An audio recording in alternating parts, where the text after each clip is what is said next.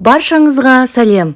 Бүгінгі тақырып адам денсаулығына лимонның пайдасы мен зияны туралы ақпаратпен бөлісемін. Суық тигенде лимон таптырмас өнім болып табылады. С дәрумені иммундық жүйені нығайта түседі. Хош иісі жігерлендіреді, ал шай мен лимон қосылған бәліш әсерін күшейтеді.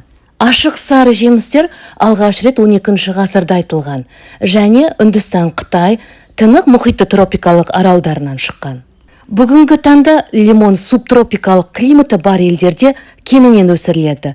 Жыл сайын әлемде 14 миллион тонна лимон жиналады екен. Көптеген жемістер сияқты лимон көктемде гүлдеп, күзде жеміс береді. 100 грамм лимонның құрамында 29 калория бар.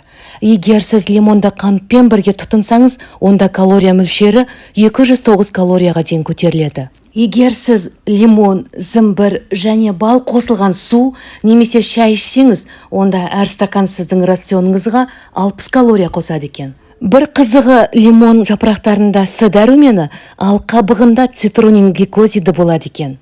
Лимонның жүрек денсаулығы үшін холестеринді төмендету, қаназдықпен күресу сияқты пайдасы ғылыми дәлелденген. Лимондар бүйрек тастармен күресуге көмектеседі. Ол үшін күніне жарты стакан лимон шырынын ішу қажет. Лимонның салмақ жоғалтуға тигізетін пайдасы асыра сілтеушілік екен. Лимон құрамындағы пектин сізге қаныққандықты сезінуге көмектеседі.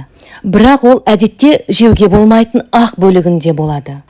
Сондай-ақ қабығында болатын полифенолдар салмақ жинауды азайтуға әсер етеді. Алайда бұл зерттеу тышқандарға ғана жүргізілген екен. Ал енді лимонның зияны туралы айтайық. Лимон қышқылы ойып түсетін зат және органикалық еріткіш болып табылады. Ол тіс эмалына теріс әсер етеді, сондықтан лимон жегеннен кейін аузыңызды таза сумен шайған дұрыс. Қолдың терісіне лимон шырынын үнемі тигізу саусақтың терісінде ауырсынуды тудыруы мүмкін.